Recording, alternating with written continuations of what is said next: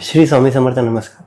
देऊळगाथाच्या या नवीन भागामध्ये आपलं सहर्ष स्वागत आहे. आज आपल्याबरोबर आहे विद्या वचस्पती विद्यानंद सर आणि ह्यांच्याबद्दल बऱ्याच गोष्टी मी तुम्हाला सांगू शकतो.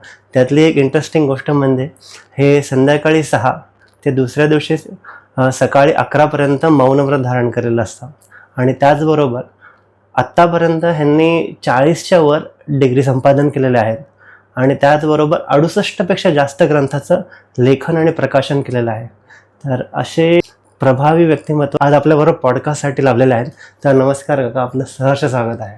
नमस्कार प्रेक्षक हो, नमस्कार. जसं आपण बोललो मौनव्रत धारण करता तुम्ही, तर ह्याच्याबद्दल थोडंसं आम्हाला सांगा ना. सर्वात प्रथम मी आपलं अभिनंदन करतो की आपण खूप स्तुत्य असा हा उपक्रम समाजातल्या प्रत्येक घटकापर्यंत, प्रत्येक घटनेशी संबंधित आणि घटकाभर का होईना पण एक चांगलं त्यांना त्यामधनं उद्बोधन होईल, प्रबोधन होईल, ह्याचं कार्य आपण करत आहात. आणि हे खरं तर सेवाव्रतीचंच काम असल्यासारखं आहे. ही सेवा स्वामींची सेवा समजून करत आहात, याबद्दल आपलं खरंच आभार पण मानतो मी आणि अभिनंदन पण करतो. सर्वात प्रथम आपल्याला एक गोष्ट लक्षात घेणं गरजेचं आहे की साधना ही स्वामी सेवेत आल्यानंतर करणं जे काही अभिप्रेत असतं एका साधकाला, तर त्याची साधना हेच त्याचं साध्य असावं लागतं. आणि त्याचं कारण असं आहे की ती साधना करण्याकरता त्याला मुळातच स्वचं अस्तित्व हे विसरायचं असतं. आपण आता मौनाचा विषय काढलात. मौन ही सुद्धा एक प्रकारची साधनाच आहे. जशी ध्यान साधना आहे, ज्ञान साधना आहे, तशी मौन साधना आहे. मौन करण्यामागचं कारण काय? आपल्याशी बोलण्याकरता मला फोन लागतो, पण स्वामींशी बोलण्यासाठी मला मौन लागतं. कारण स्वामींचे शब्द हे आपल्या कानावरती पडायला आपलं अंतर्मन हे आधी स्थिर होणं, ते शांत होणं, म्हणजे चित्त जर का चलबिचल झालं तर आपल्याला स्वामींचा आवाज ऐकू यायचा नाही. आणि आपण स्वामींना जी हाक मारतोय, जी आळवणी करतोय, ती स्वामींपर्यंत पोहोचतीये की नाही, ती कोलाहलामध्ये आपल्या मनांच्याच विचारांमध्ये आपण जर का गुरफटलेली असलो तर ती आपल्याला स्वतःला देखील समजणार नाही. आणि त्यासाठी म्हणून ती मौन साधना ही महत्वाची ठरते. मौन साधनेमध्ये आपण आत्मकेंद्रित होण्याच्या अनुषंगानं आपण ती साधना करतो. मौन साधनेत काय करतो तर आत्मकेंद्रित होणं गरजेचं असतं. आणि आत्मकेंद्रित का व्हायचं असतं तर त्याचं कारण आत्मचित्ती या जागृत व्हाव्या लागतात आणि आपलं शरीर हे जागरूक असावं लागतं. कारण आपण जर जागरूक असलो आणि जर का आपल्या आत्मचित्ती आणि आत्मवृत्ती या जर जागृत असतील तर आत्मभाव प्रकट होतो. आत्मभाव प्रकट झाला की स्वामींकडे आपली सेवा साधना पोहोचत असल्याचा आपल्यातला स्वभाव दिसून येतो, निर्माण होतो. त्यानंतर आपल्यातला अभाव दूर होतो, त्याचा प्रभाव पडायला लागतो आणि आयुष्यामध्ये आपला निभाव लागायला लागतो. पण याच्यासाठी तो भाव महत्वाचा आहे आणि तो भाव निर्माण करण्याचं काम हे मौनाच्या साधनेच्या माध्यमातून साध्य होऊ शकतं, शक्य होऊ शकतं. आणि ही साधना करण्यासाठी किती वेळ असायला हवा याला कोणतीही मर्यादा नाही. आता मी संध्याकाळी 6 वाजल्यापासून 6:30 वाजल्यापासून दुसऱ्या दिवशी 11:30पर्यंत जी मौन साधना करतोय ती साधारणपणे 17 तासांची आहे. मूलतः ती 16 तासांची होते. कारण त्यातला 1 तास जो आहे तो मी संध्याकाळच्या प्रार्थनेसाठी आणि परिवारातल्या मंडळींबरोबर संवाद साधण्यासाठी म्हणून राखून ठेवलेला आहे. परंतु एकूण काळ जर का बघितला तर 16 तासांचा आहे. म्हणजे 2/3 24 तासातले 2/3 कालावधी हा स्वामींसाठी, त्यांच्या साधनेसाठी हा उपलब्ध करून ठेवला आहे. आणि हा कशासाठी? कारण त्यांच्यावर माझा विश्वास आहे, कारण त्यांच्याचमुळे माझा श्वास आहे. आणि ज्यांच्यामुळे माझा श्वास चालू आहे त्यांच्यासाठी जर मी का 2/3 म्हणजे 16 तास 17 तास इतका जर का काळ माझ्या आयुष्यातला देऊ शकलो नाही तर माझ्या अस्तित्वाला काहीच अर्थ नाही, माझ्या दिसण्याला आणि असण्याला काही अर्थ नाही. आणि त्याच वेळेला जीवन माझं सार्थ होईल, कारण माझ्यासोबत समर्थ असणार आहेत, पण त्यासाठी साधनेची गोडी आणि स्वामींबरोबरची आपली जोडी ही आपल्याला कधीही विसरून चालणार नाही. आणि ही खऱ्या अर्थानं आपल्याला साधना हेच साध्य असल्याची अनुभूती आणि त्या अनुभूतींची प्रचिती सातत्यानं देत राहते. आपण अनेकदा असं म्हणतो की आपल्याला अनुभव आले, पण अनुभव हे नेहमी नकारात्मक असतात आणि अनुभूती या नेहमीच सकारात्मक असतात. कारण अनुभूती या परमात्म्याकडनं, परमेश्वराकडनं, स्वामी महाराजांकडनं प्राप्त होत असतात आणि अनुभव मात्र आपल्या देहधारी आपल्या लोकांकडनं प्राप्त होत असतात. म्हणजे आपण म्हणतो की एखादी व्यक्ती मला भेटली, पण त्या व्यक्तीचा अनुभव काही फारसा चांगला आला नाही. पण स्वामींच्या बाबतीत आपण काय म्हणतो, आम्हाला अनुभूती प्राप्त झाली, कारण त्यामध्ये कृपा आशीर्वाद असतो. आणि तो कृपा आशीर्वाद हा एकदा मिळाला आणि थांबला असं होत नाही, कारण कृपा वृष्टी होत असते आणि दृष्टी आपल्याला प्राप्त होत असते नवी सृष्टी बघण्याची. त्यामुळे नवी सृष्टी बघण्याची दृष्टी ज्या वेळेला प्राप्त होते, त्यावेळेला नजरेनं बघणं आपलं थांबतं, आपला विचार करणं लांबतं आणि जे काही प्राप्त होतं ते मात्र सद्गुरूंच्या, स्वामीरायाच्या हे कृपेनं, कृपा छत्राखाली आपण म्हणतो स्वामी माऊली, त्या माऊलीची सावली आपल्याला मिळते. आणि म्हणून, कारण का तर ती आपल्याला म्हणून भावली असं आपण म्हणतो. आपण तर त्यांच्यासाठी भावलीच आहोत, पण तरी देखील ती कृपा सावली मिळत असल्यामुळं आपण आवली होऊ शकतो. आणि आवली म्हणजे काय तर आवलिया होणं. आणि स्वामी सेवेत येणारा प्रत्येक साधक आणि सेवक हा स्वामींसाठी आवलियाच असतो, कारण ती कृपा सावली स्वामींची आपल्याला प्राप्त होत असते. आणि ती मिळवणं म्हणून आपण स्वामींना काय म्हणतो, गुरु माऊली म्हणतो. आणि त्या गुरु माऊलीच्या चरणी आपण समर्पित होणं, आपलं जे काही जीवन आहे, आपलं आयुष्य आहे, ते परिपूर्णतेनं समर्पित करणं, ते परिपूर्णतेनं समर्पित व्हायला हवं. म्हणजे आपल्याला आत्ता मनात आलं म्हणून मी समर्पित भाव व्यक्त केला आणि नंतर विसरून गेलो, तसं असता कामा नये. आणि ही जाणीव कायम राहावी याच्यासाठी ते मौन महत्वाचं आहे. कारण मौनात असल्याने आपल्या अनेक इच्छा आणि अपेक्षा, आशा, आकांक्षा ज्या असतात की ज्या स्वामींनी पूर्ण केलेल्या आहेत. स्वामी काय म्हणतो, आपण काय म्हणतो की अशक्य ही शक्य करतात स्वामी. आपण करतात स्वामी असंच म्हणलं पाहिजे, करतील स्वामी म्हणायचं नाही. कारण करतील म्हणजे उद्या करतील, परवा करतील, पुढच्या महिन्यात करतील असं नाहीये. स्वामींची इतकी शाश्वतता आपल्याला लक्षात येते, ते आपल्याला आश्वस्त करतात, ते आपल्याला कधी अस्वस्थ राहू देत नाहीत. आणि त्याच्यासाठी आपण काय म्हणायचं तर अशक्य ही शक्य करतात स्वामी. आणि हे शक्य करणारे स्वामी जे आहेत ना, तेच खरे शाश्वत आहेत. बाकी शाश्वती कशाचीही नाही. कशाची शाश्वती सध्याच्या जगात देता येऊ शकणार नाही, अशी सध्याची परिस्थिती आहे. त्यामुळे स्वामीरायाचं चरण, त्या चरणाशी शरण जाणं आणि आपण त्याचं स्मरण करणं हे महत्वाचं आहे. आणि त्या स्मरण करण्यासाठी आपल्याला मौन साधना ही महत्वाची आहे. कारण आपण जर का चित्त आपलं शांत ठेवलं, चित्त जर स्थिर असलं तर पित्त खवळत नाही आणि वित्त सुद्धा वाया जात नाही. त्यामुळे हे चित्त, पित्त आणि वित्त या तिन्हीचा समतोल महत्वाचा आहे. आणि तो साधण्यासाठी हा मौन साधनेचा अत्यंत चांगला असा प्रभावी उपाय आहे. आणि त्या मौन साधनेमध्ये आपण विश्वापासून दूर जातो, कारण आपण त्या विश्वात्म्याशी जोडले जातो. आणि विश्वात्मा म्हणजे कोण आहे तर जो जगाचा पालन करता आहे, ब्रह्मांडाचा नायक आहे. आणि तोच आपल्याला जवळ घेतोय, कारण त्याच्या दृष्टीनं तो साधकच फक्त लायक आहे. तो नायक जरी असला तरी साधना करणाराच फक्त साधक हा ब्रह्मांड नायकासाठी लायक आहे असं म्हटलं तर वावगं ठरणार नाही. आणि ह्याच्यासाठी आपण साधनेत राहावं, राहावं, साधक बनून राहावं, काही साधण्याचा हेतू ठेवू नये आणि आपण त्यांचं साधन बनून राहावं. जे काही त्यांना साधायचं आहे आपल्या माध्यमातनं ते साधत राहतात.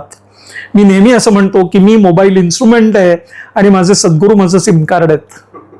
कारण माझ्या असण्याला आणि दिसण्याला काही अर्थ नाही आहे. मोबाईल इन्स्ट्रुमेंटमध्ये जोपर्यंत सिम कार्ड तुम्ही इन्सर्टच करणार नाहीत तोपर्यंत ते ऍक्टिव्हेट होणारच नाही आहे. आणि ते जर ऍक्टिव्हेट नाही झालं तर तुम्ही ऍक्टिव्हिटी करूच शकणार नाही आहात. तर त्या स्वामींच्या तुमच्या आयुष्यातल्या सहभागामुळं तुम्हाला साधनेचं जे काही महत्त्व आणि महात्म्य आहे हे मौनाच्याच माध्यमातून साध्य व्हायला लागतं. आणि ते कशासाठी करायचं असतं तर आपल्याला मनाला बाजूला ठेवायचं आहे. जे अस्तित्वातच नाहीये त्याचाच आपण उपयोग जास्त करतो, कित्येक वेळेला वापर पण करतो. वापर करणं म्हणजे काय, यूज आणि नंतर थ्रो, म्हणजे विचार आले मनात ते वापरले आणि फेकून दिले. पण स्वामींच्या बाबतीत स्वामींच्या संदर्भातले जे काही विचार आपल्या मनामध्ये येत आहेत ते मात्र उपयोगात आणले जात आहेत, कारण ते नामस्मरणासाठी आहे. त्यामुळं नामात मन रमणं आणि मनात नाम राहणं हे अत्यंत महत्वाचं आहे. मनामध्ये नाम राहिलं पाहिजे आणि नामामध्ये मन रमलं पाहिजे. आणि हे जर का झालं तर मला असं वाटतं की स्वामींची आपण थेट भेट घेऊ शकतो आणि ती ग्रेट भेट ठरू शकते. त्याच्यासाठी तुम्हाला वेट करायला लागत नाही, कारण ती थेट भेट आहे. महाराजांबरोबर आपण साक्षात भेटतो आहोत, साक्षात आपल्याला महाराज भेटत आहेत याची प्रचिती आपल्याला येते. आणि ती कशी येते, कारण त्यातनं आपल्याला जीवनानुभूती प्राप्त व्हायला लागतात, जीवनानंद प्राप्त व्हायला लागतो, जीवनानुभव आपल्याला प्राप्त व्हायला लागतो. आणि हे जे काही आपल्याला प्राप्त व्हायला लागतं ते जीवनाशी संबंधित असतं. आपण नेहमी जेवणाचा विचार करतो की जेवणात गोडी किती आहे, पण त्यापेक्षा जीवनात गोडी किती आहे ते महत्वाचं अधिक असतं. आणि ती जीवनातली गोडी आपल्याला जर का प्राप्त होत असेल तर स्वामींबरोबरची जोडी आपली कायम टिकून राहिली पाहिजे. आणि तरच मला असं वाटतं की खऱ्या अर्थानं आनंद प्राप्त होऊ शकतो. ही खऱ्या अर्थानं आनंदानुभूतीची अवस्था असते आणि ती स्वामींनी केलेली व्यवस्था असते. आणि त्या व्यवस्थेमध्ये, त्या अवस्थेमध्ये राहणं म्हणजेच मौन साधनेत राहणं. हे माझ्या दृष्टिकोनातनं त्याचं जे काही मला समजलंय, मला उमगलंय, मला कळलंय ते हे सगळं काही असं आहे. आणि त्यामुळं स्वामींच्या चरणाशी राहणं, स्वामींच्या चरणाचं स्मरण करणं, त्याच्या चरणाशी शरण जाणं हे सगळ्यात महत्वाचं आहे. कारण स्वामींचं श्रीचरण, त्याचं स्मरण आणि त्या चरणी शरण जाणं हे जर का साध्य झालं तर मरण सुद्धा जवळ येत नाही आणि हरण्याची गरजच नाही, कारण तिथे हार नाहीच, तिथे फक्त जीत आहे. बऱ्याच व्हिडिओमध्ये तर एक क्वेश्चन आम्हाला कॉमेंट्समध्ये येतात की आम्ही जॉब करतो, आम्ही हे काम करतो, अमुक काम करतो, बिझनेस वगैरे करतो, पण ना ह्या सर्व ह्याच्यामध्ये आम्हाला स्वामींचं नामस्मरण किंवा स्वामींची काही पूजा किंवा स्वामींची साधना जे काय असेल ते आम्हाला करायला वेळ नाही मिळत, पण आमची इच्छा फार आहे. काय करावं त्या लोकांनी? स्वामी सेवा आणि स्वामी साधना या खरं तर प्रत्यक्षात दोन स्वतंत्र बाबी आहेत. एक उदाहरण जर सांगायचं झालं तर रेल्वेचे रूळ जसे एकमेकांना समांतर असतात, जी रेल्वे त्यावरनं पळत असते ती तुम्हाला एकाच ठिकाणी घेऊन जाते. त्या रेल्वे रुळामध्ये एक रूळ सेवेचा आहे आणि एक रूळ साधनेचा आहे.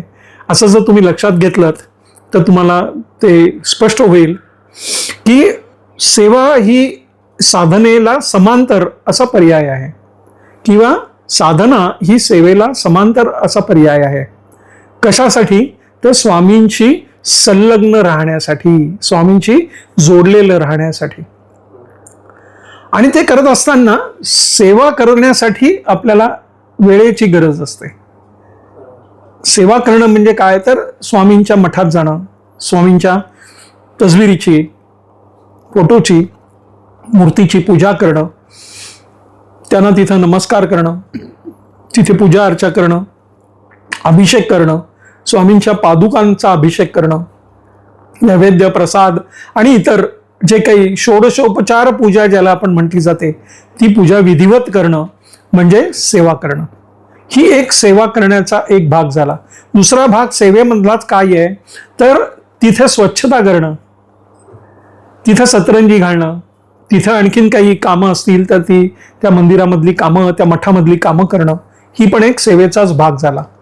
तिसरा आणखीन एक भाग सेवेचा काय होतो तर गरजूंना दान करणं, हा सुद्धा सेवेचाच भाग आहे आणि हाही स्वामींनी सांगितलेला आहे. या सेवेमध्ये आपल्याला जर का वेळ आणि पैसा दोन्ही देणं शक्य असेल तर आपण जरूर करावं. परंतु ज्यावेळेला आपण साधना म्हणतो त्यावेळेला साधनेमध्ये आपल्याला कोणतंही साधन लागत नाही. साधना ही व्यक्तिगत पातळीवर केली जाते आणि सेवा ही अनेकदा सामूहिक पद्धतीनं होते. कारण तुम्ही ज्या वेळेला मठात किंवा मंदिरात जाता त्यावेळेला तुम्ही एकटे आरती नाही करत. असंख्य भाविक तिथे आलेले असतात, असंख्य साधक असतात, ते सगळे मिळून ते करत असतात. अनेक जण पूजा करत असतात, त्यात तुम्ही एक असता. पण साधना मात्र ही व्यक्तिगत असते, ती व्यक्तिशः करायची असते आणि ती व्यक्ती सापेक्ष होत असते. म्हणजे ज्याची त्यांनी करायची आहे ती अंतरात्म्यासाठी करायची आहे. हा अंतरात्मा आणि स्वामी म्हणजे परमात्मा हा एकमेकांना जोडला जावा म्हणून करायची असते. अंतरात्मा आणि परमात्मा यांचं सममिलन व्हावं म्हणून करायचे असते. आणि ते सममिलन असतं कारण म्हणूनच त्याला संमेलन म्हटलं जातं. कारण ते समप्रमाणात होत असतं. स्वामींना देखील साधक हवा आहे की जो साधना करत आहे आणि साधकाला सुद्धा स्वामी हवेत कारण त्यांची कृपा त्यांच्यावरती व्हावी असं त्याला वाटत असतं. त्यामुळं हा अंतरात्मा ज्यावेळेला त्या परमात्म्याशी जोडला जातो त्यावेळेला ते सममिलन असतं. अंतरात्म्याचं आत्म्याबरोबर झालेलं मिलन असतं आणि ते खरं संमेलन असतं. आणि त्यावेळेला आपल्याला लक्षात येतं, स्वामी लक्षात आणून देतात की हा जो आहे अंतरात्मा तो म्हणजे माझाच अंश आहे आणि तोच खरं तुझ्या जीवनाचा सारांश आहे. हा अंतरात्मा हा म्हणजेच मी आहे. परमात्मा असं सांगतो की हा अंतरात्मा तो म्हणजेच मी आहे, माझ्याच आयुष्यातला माझ्याच जीवनातला तो अंश आहे आणि तोच खरं तुझ्या जीवनाचा सारांश आहे. आणि हे ज्या वेळेला आपल्याला जाणवतं त्यावेळेला आपल्याला लक्षात येतं की आपली साधना ही योग्य पद्धतीनं योग्य मार्गाने चालू आहे. मग ह्या साधनेमध्ये मानसपूजा हा प्रकार येतो का? हा, म्हणजे आपण आता जे सेवेबद्दल बोललो ते सेवा करण्यासाठी तुम्हाला वेळ आणि पैसा दोन्ही उपलब्ध करणं गरजेचं असतं. साधना ही व्यक्तिगत व्यक्तिशः व्यक्तिगत पातळीवरती मगाशी मी म्हटलं तसं आणि ती व्यक्तीपुरतीच असते, व्यक्तिनिरूप केली जाते. त्यानं कोणत्या वेळेला कुठे कधी कशी का करायची हे सगळं ती व्यक्ती ठरवू शकते. त्याला कोणतंही काळ वेळेचं बंधन नाही. आपल्याला जर का पूजा करायची असेल ती षोडशोपचार पूजा करण्यासाठी आपल्याला शुचिर्भूतता ही महत्वाची असते. म्हणजे आपण स्नान करणं, त्यानंतर स्वच्छ आणि शुभ्र अशी वस्त्र परिधान करणं, महाराजांच्या मठामध्ये किंवा मंदिरामध्ये जाणं आणि मग पूजा करणं विधिवत साग्र संगीत. परंतु ज्यावेळेला साधना करायची असते त्यावेळेला तिथं कुठेही हे काही करण्याची फारशी गरज असतेच असं नाही. तिथं तुमचं मन हे शुद्ध असणं गरजेचं आहे आणि सेवेमध्ये शरीर शुद्ध असणं महत्वाचं आहे. त्या शरीराची शुद्धता आणि इथं मनाची शुद्धता. आणि मनाची शुद्धता का हवी? कारण आपल्याला अंतरात्म्याशी जोडलं जायचं आहे. मनाला आपल्याला काही काळ थोडंसं बाजूला ठेवायचं आहे कारण त्या साधनेमध्ये अंतरात्म्याचा संबंध फक्त राहणार आहे. आणि ती साधना करण्यासाठी आपण आपल्या उपलब्ध वेळेप्रमाणे मानसपूजा करू शकतो.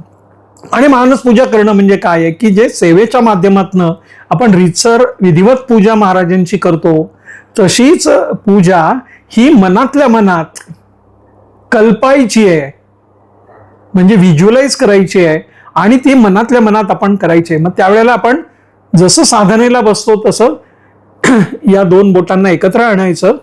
त्याचं कारण हे एकच आहे की हे कर्माचं बोट आहे आणि हे दैवाचं बोट आहे. हे दैवाचं बोट का? कारण हे गुरुचं बोट आहे, इंडेक्स फिंगर आहे, ईशान्य दिशेला येणार आहे. आणि हे जे आहे हे दैवाचं हे कर्माचं बोट आहे कारण याच्यावरती आपल्याला माहिती आहे कोट्यावधी रुपयाचे अग्रीमेंट पण साईन होतात. त्यामुळे हे कर्म आहे. आपण म्हणतो ना wish you all the best, कारण हे कर्म आहे. आणि हे दैव आहे, तो पिता परमेश्वर वर बसलेला आहे. त्यावेळेला आपण हे बोट वापरतो कारण हे इंडिकेट करण्यासाठी वापरलं जातं. याला इंडेक्स फिंगर म्हणतो कारण हे गुरुचं बोट आहे. कारण हे गुरुचं बोट आहे म्हणजे परमेश्वराचं बोट आहे, ईशान्य दिशेला आलेलं बोट आहे. हे पूर्व आहे, ही पश्चिम आहे, ही दक्षिण आहे, उत्तर आहे, हे आग्नेय आहे, नैऋत्य आहे, वायव्य आहे आणि ईशान्य आहे.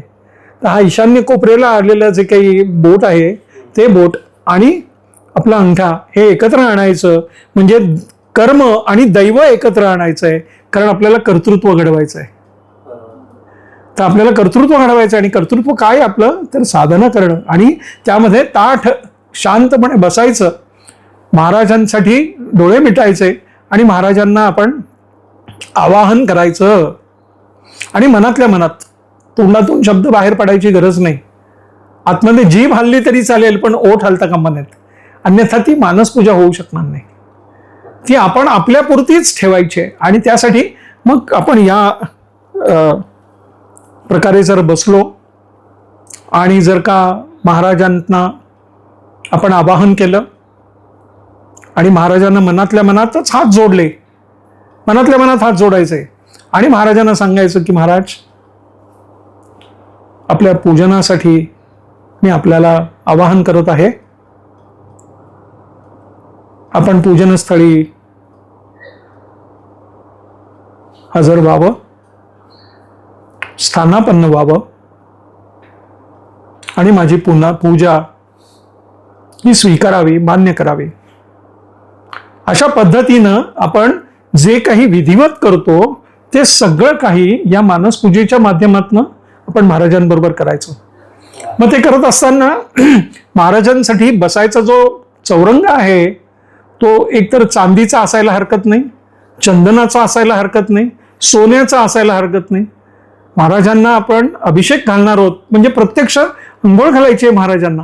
ते करण्यासाठी गंगाळ ठेवलेलं असेल, ते गंगाळ सुद्धा चांदीचा असेल, सोन्याचा असेल, त्याचा तांब्या सुद्धा चांदीचा आणि सोन्याचा असू शकेल.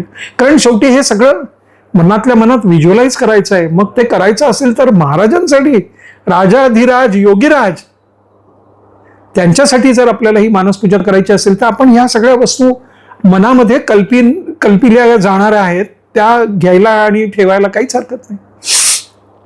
त्यातनं त्यांना अभिषेक सुरू करायचा, महाराजांच्या डोक्यावरती पाणी त्यांना सांगायचं आहे की महाराज आता मी आपला अभिषेक सुरू करतो आहे आपल्या परवानगीनं.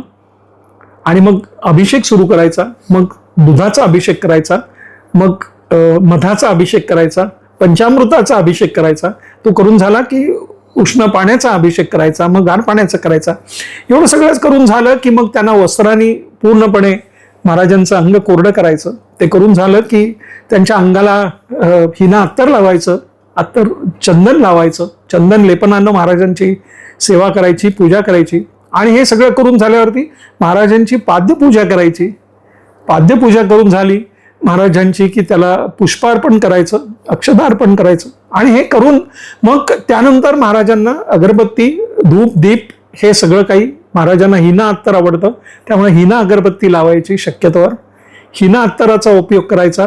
आणि हे सगळं करून महाराजांना केशर घातलेलं छानपैकी, की ज्याच्यामध्ये भरपूर काही ड्रायफ्रुट्स पण असतील, असं छान असं दूध महाराजांना प्रसादासाठी म्हणून अर्पित करायचं.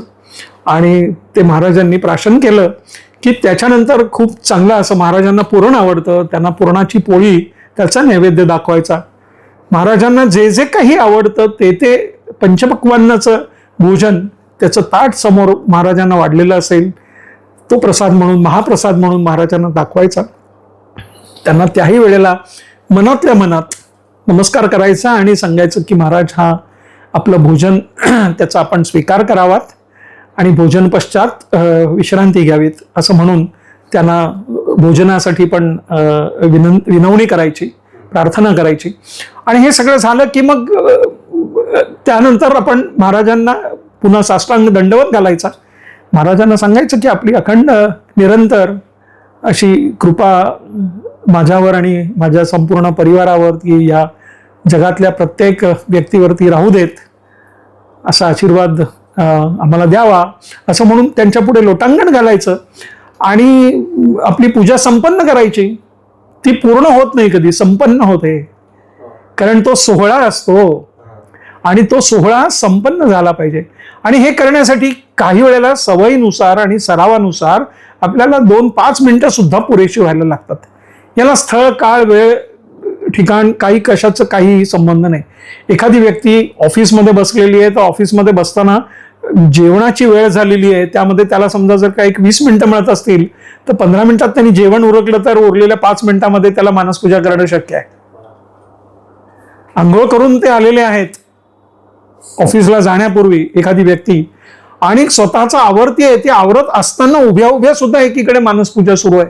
काही बंधन नाही. म्हणजे तुम्हाला काही सुखासनातच बसलं पाहिजे किंवा पद्मासनातच बसलं पाहिजे किंवा जमिनीवरच बसलं पाहिजे, आसनावरच बसलं पाहिजे असं अजिबात नाही. महाराज असं कुठेच म्हणत नाहीत. मन शुद्ध करणं एवढंच महत्वाचं आहे. आणि याही बरोबरीनं आपण अंतरात्म्याने त्या परमात्म्याशी जोडले जाणं हे महत्वाचं आहे. कारण हे नेटवर्क महत्वाचं आहे. ते नेटवर्कच नीट वर्क करत राहतं. हे नेटवर्कच महत्वाचं आहे. आणि ते नेटवर्क आपल्याला प्रस्थापित करायचं असेल तर महाराजांची साधना करत राहणं हे सर्वोत्तम. आणि त्यासाठी मानसपूजा हा अत्यंत चांगला असा पर्याय आहे. आणि मगाशी मी म्हटलं तसं की त्या साधनेसाठी कोणतीही साधनं लागत नाहीत. तुम्हाला काही असायची गरज नाही आहे. फक्त तुमचं चित्त हे स्थिर असलं पाहिजे. आणि ती चित्त स्थिरता ही हळूहळू हळूहळू हळूहळू स्वामींच्याच कृपेनं प्राप्त व्हायला लागते, सरावातनं प्राप्त व्हायला लागते. आणि त्याचा नित्यक्रम हा महत्वाचा आहे. नित्य नेमानं आणि नित्य नियमानं. त्यात नियम महत्वाचा आहे, संयम महत्वाचा आहे. आणि हे जर का दोन्ही पाळलं तर यम सुद्धा जवळपास फिरकत नाही.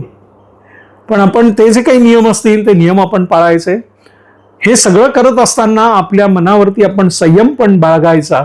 कारण अनेकदा आपल्याला असं होतं की एकीकडे स्वयंपाकघरामध्ये काहीतरी स्वयंपाकाची तयारी चालू आहे, त्याचा सुगंध येतोय, खूप छान असा सुगंध येतोय. आणि एकीकडे आपण मानसपूजेला बसलेलो आहोत आणि आपलं सगळं लक्ष त्या स्वयंपाकघरामध्ये येणाऱ्या सुगंधाकडे आहे. तर तसं होणं हे संयुक्तिक नाही. कारण ती साधना आपली ही पूर्णपणे आपली आत्मकेंद्रित रीतीनंच होणं गरजेचं आहे. आपण इतके आत्मकेंद्रित झाले पाहिजे की आपल्या भोवताली काय चालू आहे याचा आपल्याला पूर्णपणे विसर पडला पाहिजे. आणि तो समर्पित भाव म्हणजे सद्गुरूंच्या चरणी, महाराजांच्या चरणी हा आपण अर्पित केलेला असला पाहिजे. कारण समअर्पित म्हणतोय आपण. समर्पित म्हणजे काय की आपण जेवढं अर्पण करणार आहोत तेवढं महाराज पण आपल्याला अर्पण करणार आहेत. आणि महाराज आपल्याला काय अर्पण करतात तर शुभ आशीर्वाद अर्पण करतात.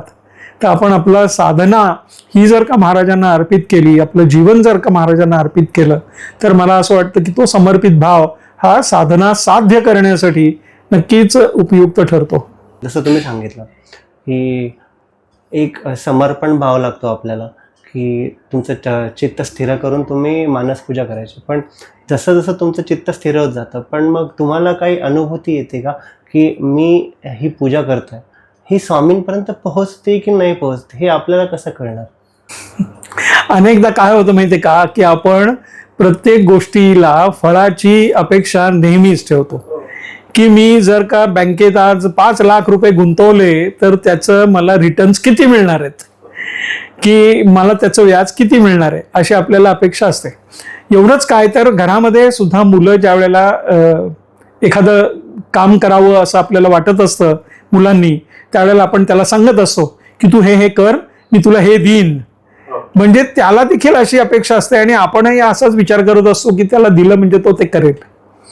तर हा नैसर्गिक स्वभाव प्रत्येकाचा असतो. साधक म्हणून आपणही काही वेगळा विचार करणार असं नाही किंवा करू शकतो असं नाही.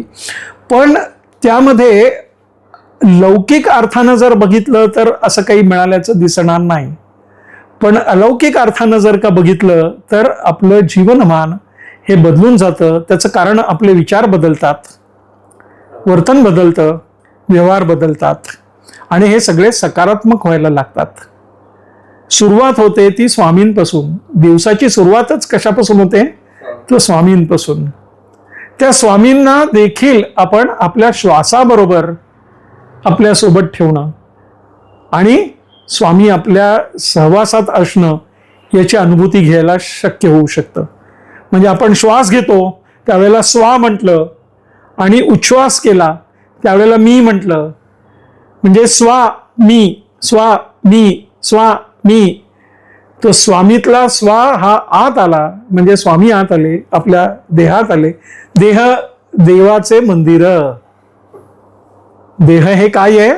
देवाचं मंदिर आहे. तर स्वामी आत प्रवेश करत आहेत या देहामध्ये, या मंदिरामध्ये.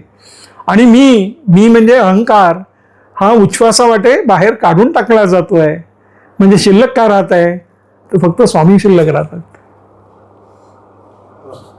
आणि हे शिल्लक राहणं स्वामींचं या मंदिरामध्ये, हेच मला असं वाटतं की मिळणारं फळ आहे. आपल्यातला अहंकार दूर झाला की सगळ्या गोष्टी साध्य व्हायला लागतात, शक्य व्हायला लागतात. आपलं वर्तन बदलतं. विचार बदलल्यामुळं वर्तन बदलतं. वर्तन बदललं की परावर्तन होतं. आणि परावर्तन झालं की परिवर्तन झाल्याशिवाय राहत नाही.